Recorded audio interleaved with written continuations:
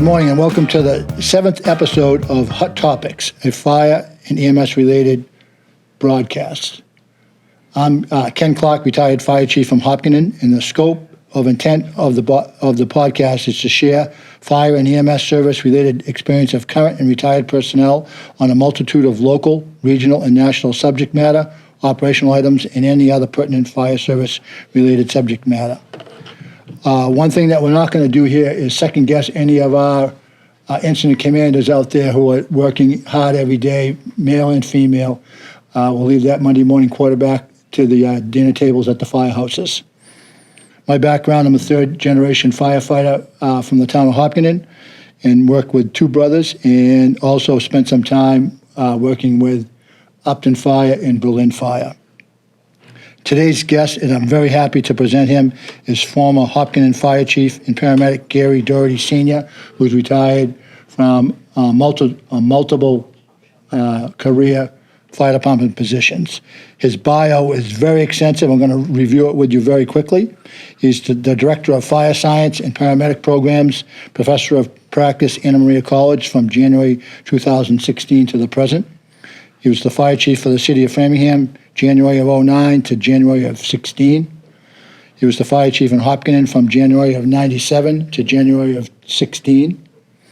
And along with that, he was a paramedic here. And what our subject matter is going to be today is talking about the transition from basic life support, the BLS, to the ALS. Chief came in as a paramedic, and it was just a fluent transition over to that. Took us many years, but we'll talk about that in our discussion. He was also the acting town manager of Hopkinton twice, from May of 07 to October of 07, and October of 08 to January of 09. In his background, he came from to Hopkinton from New Jersey. He was a fire chief and paramedic in Mercerville, Hamilton, New Jersey, District 2, from January of 93 to November of 97. He was a deputy fire chief and a paramedic in Hamilton from 86 to 85. Down there, and then he started his fire service career in 78 as a firefighter paramedic until January of 82. And he's currently the Anna Maria College adjunct professor from 05 to 16 prior to being in charge of the program up there, running the fire service and the fire science and the paramedic program. And the last but not least is he works as a consultant for the MMA Consulting Group from August of 2010 to the present. Chief, welcome. It's always good to spend time with you. We did a little bit of catching up before the show started. Him and I worked a long time together and seamlessly, and I learned a lot from him, and he's one of the guys I owe a lot of what I learned and what I know from Chief Daugherty. Thank you. Well, I appreciate you having me here, Kenny. And as I promised you, we won't do any statistical analysis today. I know. Yeah, I used to have to look at him like a German Shepherd. Like he was figuring out, and I'll let him finish his story. But I got to tell the beginning. He was on the whiteboard, and he was like writing numbers, almost like the Big Bang Theory when you see them figuring out something on TV. And he was figuring out how many calls we're going to get for the Legacy Farms South and the Legacy Farms North, and it was still all on paper. Not a rock had been turned in the property to do that. And where he went with the numbers, and I was sitting there watching, I think it was in my office. It was, and I'm looking at him like a German Shepherd, like, where is he going with this? And he came up with this number. But we just talked 3 weeks ago when we talked about coming here on the show, we talked about that, he brought that up. And how far were you off on that? We missed it by 100 as far as calls, and I think the population was a little different, but we were close. Yeah. We were very close, and that was years not ago. Not us, it was him.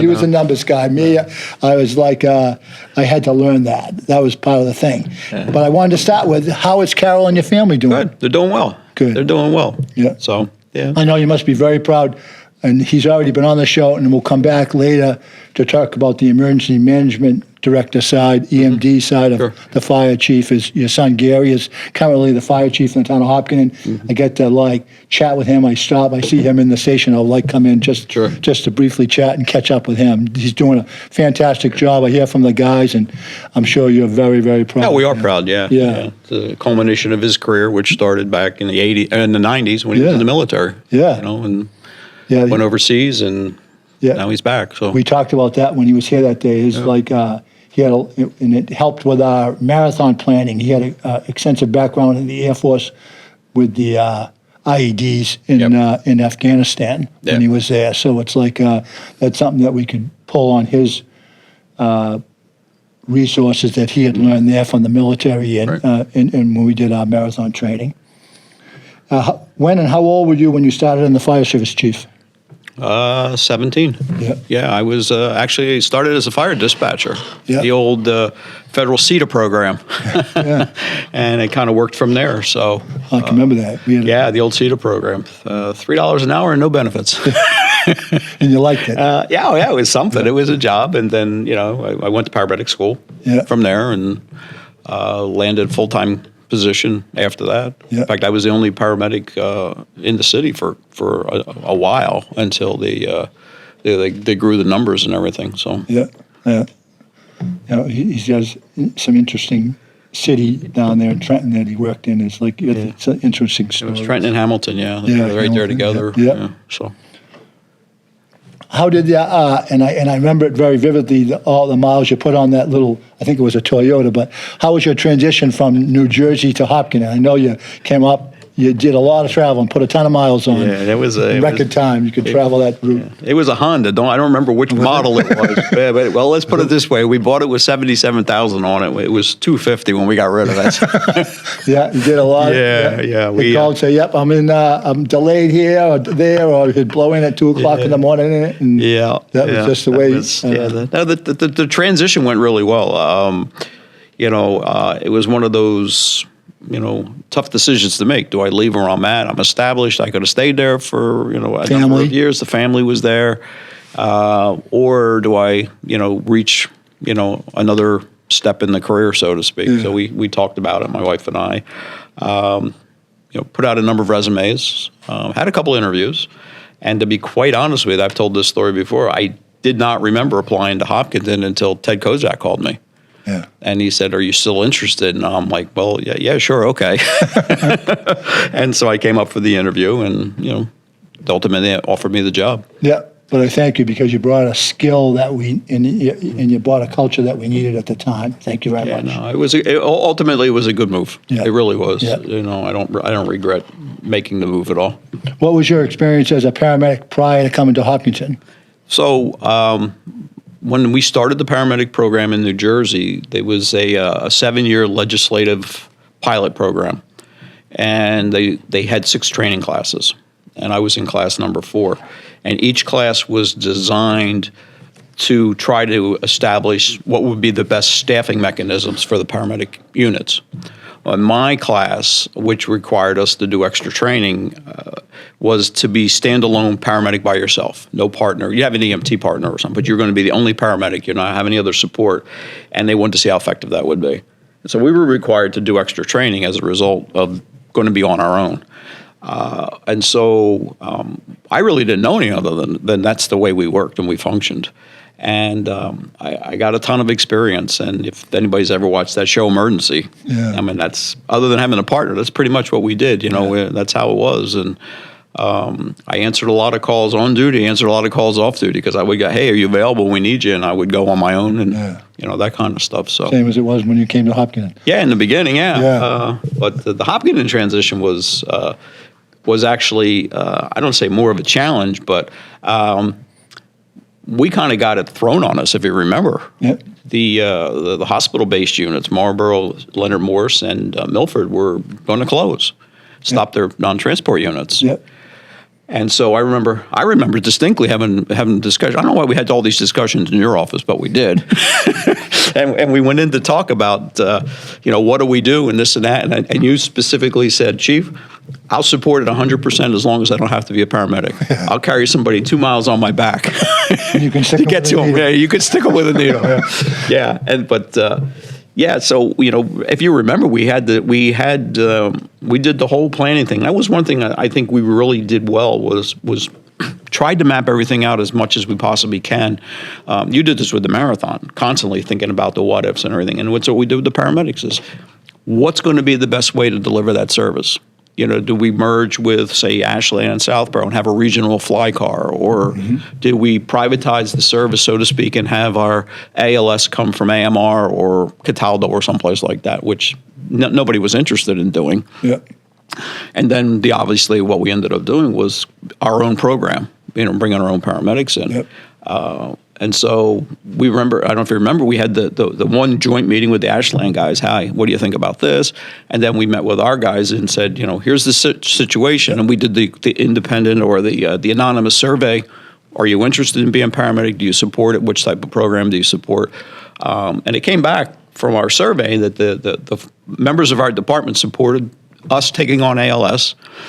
And that, I forget what the percentage was, but, say 60% were interested in becoming paramedics, which is the avenue that we chose. Yeah. Yeah. Yep. So. I can remember that was our focus for a long time on hiring. Yeah. Yes. That kind of like got that ball rolling as we move forward and were able to expand. We had to first look for the medics, and then we always thought it would be easier to get a medic that was already trained and then train him to be a firefighter. Exactly. Yeah. And it's cheaper too. Yeah. From a financial perspective, Yeah. you put your other hat on, it is cheaper.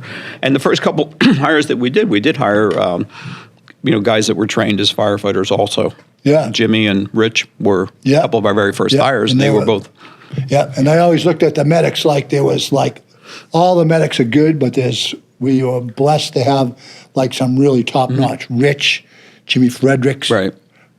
Tim Healy coming in. Yeah, Timmy Healy. And and the chief always filled the blanks in. If we had something in the middle of the night that was really hot, the chief all of a sudden you would see one's off and you'd be there to help them out. And I remember on one of my last fires, I almost got to go in. The guy on Hayden Road, we were just ready to make entry into a really cranking garage fire. The guy had got burned working on a car, welding, and it ignited the gas tank in the vehicle. And he needed to go, and Southborough came with an ambulance, but only had one medic, and they needed a second one. I remember I was like, with Bobby Butler and Tooch ready to go push in, and you said, "Oh, you need to take command. I got to go in the ambulance." I said, "Oh, hadn't got to do this in a long time. Probably never get to do it again." And it was fun, but that's what you had to do. You just had to roll with the punches and get roll stuff with the done. punches. Yeah. Yeah. So the transition, I think it went very well. And if you remember, we actually did it in steps. We had our basic life support system that was already in place, and at that point, we had already gone to 3 ambulances. Yeah. Because when I got here in town, there was only the one in service. Yep. The second one was at the Woodville station, but it was not operable. Yep. And Davey Hayward took the bull by the horns to get that back up in service. Yep. And it took us a while, but we did do that. Yep. But by that time, we were up to 3 ambulances. Yeah. And I don't know how many calls you and I went on as third ambulances. But we were busy with the ambulances. But if you remember, we went to the intermediate level because we figured two things. We'd be able to generate some call volume that would indicate the need for the service, but the second thing was it would allow Jimmy and Rich and others to maintain their skills. Yes. And so, and we had some pretty good calls even at the intermediate level. Yeah. Just doing airway maintenance and that kind of stuff. And that just proved, and like that, your strength. The numbers showed that it was a needed program and would benefit the town of Hopkins and its citizens. And the other thing that was important for us, I think, was that Dr. Hopkins was. We were the fire department assigned to him for medical control. Yep. Dr. Steinberg had been doing it, but he was just swamped. And he said, well, I can give you Jeff. I'm assuming he still is the medical director. But the point is, good point. But the point is that working with Dr. Hopkins was great. Young guy, willing to let us work together. Yep, But the really emphasis was we did not want the waiver. If you remember, we could have got the single paramedic waiver. And it was only going to be good for a couple of years, and then we'd have to have multiple medics, and we just didn't want to go through all that. And that was after discussion with Jimmy and Rich and others. Yep. So we went to that intermediate level, and then we said, when we're ready, we're going to pull the trigger at the full paramedic level. Yep. And so we got Stevie, Tommy, others trained, and that stuff. We were at the point where we got the 2 medics because I could fill in where needed. Yep. You're always the trump card. And so we pulled the trigger on it. Mm-hmm.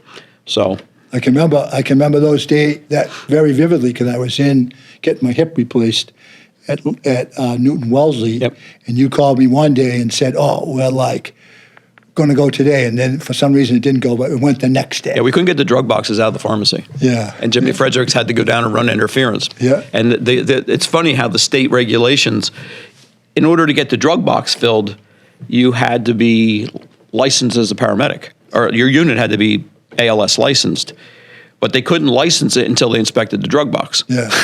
So it's kind of like that ironic cat. So the cat was chasing the tail thing. So we had to get the state involved. Dave Fletcher from the state got involved with us, our inspector, and actually called Milford and said, "This is what we're doing," da da da, so forth. And Jimmy Fredericks went over with the drug boxes and waited for him to fill them, and then brought them back. So, so Fletcher actually came back the next day and gave us the thumbs up, and we were good to go. It's like. I can remember that stuff. You worked so hard, and all the guys at the station were 100% in, and we got it up and running. And it was a team effort. It wasn't just me. It was a team effort. Everybody kicked in together, But, and it's like just has provided so many positive benefits to the town of Hopkins and the people that we serve. Yeah, it's like What sticks in your mind as some of the most memorable incident responses, positive and negative, that we did? Oh, I know you and I did a lot of stuff. Well, I think one that I talk about, in fact, at the college, I use it as an example when in our incident command modules, we talk about, unified command and multi-agency response. And that was the methane tanker, it didn't explode, but it was split open, and we had the accident stuff up in the Pike, and working with the state police for 14 or whatever number of hours we worked with them, and that kind of stuff. That was one. I mean, obviously, we're all going to remember the explosion downtown with the the sorry outcome of that event with the two young girls. East from where we're sitting. Yeah, I remember that. I don't know. You were there as quick as I was that night. But I remember when it exploded, it woke me up, and my wife said to me, "My God, what was that?" And I said to her, "Oh, something at the LNG plant blew up." That was my first thought, was we had the explosion at the LNG plant. Same discussion went on at my house. The north window was open, and I could actually feel that blast come in, and Marie says, "Oh, where are you going?" I said, "Oh, I bet you were going to the LNG plant." Yeah, that's what I thought. And then the box tapped in right behind it, and I'm like, "Oh, no, that's a downtown box. It's something." And then right after that, I don't know who it was, because a major explosion in the center of town. So, and then, look at the involvement there and the training that we had for that. I mean, the technical rescue teams, we had to deal with that, and the multiple rescues that the guys made that day, unfortunately, the outcome, you would have liked the 100% success, but it was nothing that that the guys could have done any differently than they did for that outcome. I think that was one of the proudest moments I ever had of our staff. They tackled that like it was a running back with $1 million ball in his hand, and it's they did unbelievable. That was if I remember, that was also just exceeded a 24-hour. Time limit that we were at that scene from when it happened till we were done. Yeah, it was an intense. Long. Yeah, we. I'm sure there's many others. I mean, I remember when I first came to town here, and you said to me, I said something to you about brush fires or something, and I said, Ken, I don't have much experience in brush fires, and he says, "Oh, don't worry about it. We'll take care of that for you here." and I said, "No, really?" He goes, "Yeah." And you asked me about the size of it. I said, "The most I ever had in a brush fire was like 10 acres. I mean, we didn't have big brush fires down there." Yeah. And you said, "Oh, we'll chase 300 acres and not think twice about it." And sure enough, the spring fall allowed Milford to start burning that year, and I learned how to handle brush fires and tanker operations and a lot of things that way. Yeah, that was just a completely different animal, and it's like, but as a public safety agency, you got to be prepared for all those, as you know, and I'm talking to the choir here. So it's like, no, that was interesting to you get into that run a 150 or 200 in Milford there, or that big ridge across from Sandy Beach that runs from Milford into Hopkinton and Upton there, that big ridge. Yeah, we were in there a few times. Yeah, there's been some notable ones. It's like... Well, it's interesting because we used to have the discussion in the morning, what's your schedule look like? And we decide ahead of time who was going to Milford. Yeah. You'd say, "Oh, no, I got like 10 inspections today. All right, I'll go to Milford today." Okay. Sorry, I got to meet with the selectmen. You're going to have to go. So we accomplished a lot. I mean, we doubled the size of the department during that time period. Yeah. Got the staffing up, new fire. We bought new engine 2. Yep. I don't know how many ambulances we bought. We bought a lot of ambulances. We went to 3. Yeah. We went up to the 3. Yep. We were running the 3, and you took the bull by the horns on both brush units, the new H6, the new engine, brush 6. Yeah, we upgraded that. I think twice. We had the 56, and then we went to the 78, and then they got the 95 ton with power steering, which is just the first time we ever had power steering on a brush truck. And it was probably the one that you needed the most out of everything. We never had it, but it was like, nope. Yeah. And I smile. I can still hear that climbing the hill by my house occasionally. And like, motor. And then the H11 or Brush 11, you did that whole thing yourself, basically, getting that whole thing up and running. So we transitioned from the 56 weapons carrier up until to the 07 F550 with the tank and all that on it. Which they still have. And they're still using it. Yeah, exactly. So they're getting their money's worth out of that truck. Yeah. So, I think Engine 2 was really the only fire apparatus that we bought. I mean, we put the ladder in service, but then we decommissioned it.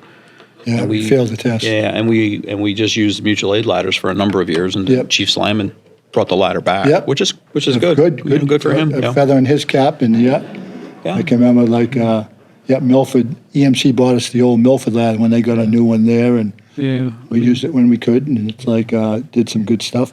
Now, what are some of your hobbies and interests outside the fire department, Chief? Oh, I'm big into aviation. I love to fly. I own an airplane. I base it up at Fitchburg Airport. Yep. So I got involved with flying 15 years ago or so. I mean, intently flying. I've always been interested in it, but so I've got a number of certifications with regards to the aviation world. I fly as part of the state STEM program, science technology. I fly students a few times a year. We fly into Boston, right into Logan Airport. We fly the kids into Logan, and there's a whole day that the state puts up for the STEM program, so I do that. I'm a drone pilot. I fly drones a fair amount, and so we teach a drone program at college. You did the training for the Hopkins Blue Team. I did. For the drone. No, the red team. Oh, red team. The red team. Yeah, I saw the blue guys had a drone. The fact at the marathon, Greg was flying it, but I don't know who did their training. But I worked with I work with fire guys. Yeah. With regards to that, I did do Holden Police. I did their training for them, and I've done it in a few other places as well. And I've made myself available.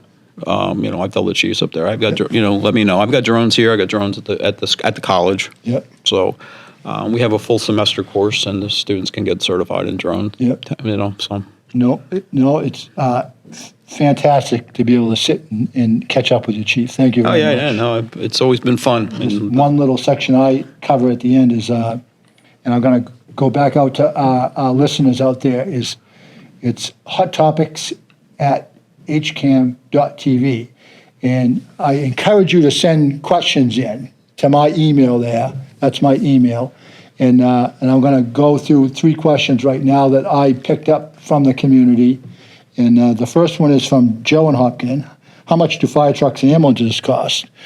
A lot. I think the last ladder they bought here, in listening, it was $1.2 million, and Ashland just got one that ran around $2 million, $2 plus, and the engines now are running like in the 880s. At least, depending on what you get, maybe a little bit more, and the ambulances are up into the 6s, 5 to 6s, which is crazy. Yeah. We used to spend 210, 300,000 on them. We thought we were spending a lot of money on what we were getting, but there's just a lot of things that are required of them now, and that's the going price. There's a lot of different things that really jumped up during the COVID. Yeah, and the supply chain. We used to get a fire engine in 6 months. Now it's 2 years. Yep. So. And I know that in Berlin, where I worked for a short time, they ordered one when I was there, and I've been out over 2 years, and they still haven't got it, an ambulance. Yeah, it's crazy. Yeah, it's crazy, for sure. What is it? And this question made me smile. Thank you, Andrea, in Hopkinton. What is a dry hydrant if it has water in it? We had the session where I had Lynn here. We talked about what do we do for fire. Lynn Morahan, the deputy in Ashland. I said, and the dry hydrant is some type of, it might be a tank, or it might be a concrete thing, a concrete water holding device underground, or it might even be a pond or a water supply. And they put piping into it so that a fire truck can pull up to it, attach a length of hose to it, and then the trucks are equipped with what they call a primer that extracts the air and draws the water up into the pump to gain to gain what they call a prime, and then they can pump the water and direct it to wherever they need it. We had a serious fire on Daniel Shea Road, and we used a dry hydrant down there, a good attic fire from a lightning strike when I was chief, and it was paramount in keeping that fire in control and just containing that fire to the attic. Yeah, we had the one up on either North or South Mill. That big Oh, yeah, barn. that too, yeah. You know, And that we had just- a dry hydrant, that was tied directly to Blood's Pond down Right. there. And I think we went 3 alarms on that? Yeah, Scotty I think- Jurassic was driving. It was the first Yeah. time we used that. Yep. Yep. And that was like, again, it was a short layer hose, it was maybe 200 feet, and we were at the fire scene. Yeah, it wasn't mud. Worked Yeah. really, really Yeah, good. Yep, yeah, good point, Chief. Yeah, I we had didn't to think that of fire there. one. Your point to Daniel Shea is according to my son, he said that cistern up there has been used like 5 or 6 times. Yeah, That's so, we did a lot of work with that over the years, developing the size and yeah. specifications for that and I everything. think I don't know what they have now, I never asked, but we had like 21 or 22 when I got I done. don't remember. And We had a we number. would divide them up quarterly, 4 times for each of the duty groups to do them, and over a chance of 4 years, every group would have Right. tested and put their hands on it. Yeah. So that was something. I got one more question from Peter in Hopkinton. Thank you, Peter. Does Hopkinton Fire still have the children infant car seat installation program? They do. That's headed up by firefighter Patrick Gross, but now instead of 1, there's 3 personnel that have been certified to do that. And I encourage you to call the station, get your name on the list if someone's new to car seats. I actually had a question. My granddaughter was old enough, we went to a booster seat, so I had a question for Right. Patrick on that myself. And and he said, no, now we have 3 people. But that's a really good program, safety program. If some parents are unsure about one, call down there, get on the schedule and get it done, and they'll help you and answer any questions that you may have for that. They do really good at that. So we're just about ready to finish up today's, the Chief, again, thank you. No, thanks for Great having me. Spending time with you. Yeah. Thanks for coming in. Absolutely. And again, any questions that you may have, feel free to send them to my email again, it's Hot Topics, HOTTOPICS @hcam.tv. And thank you very much for being with us today.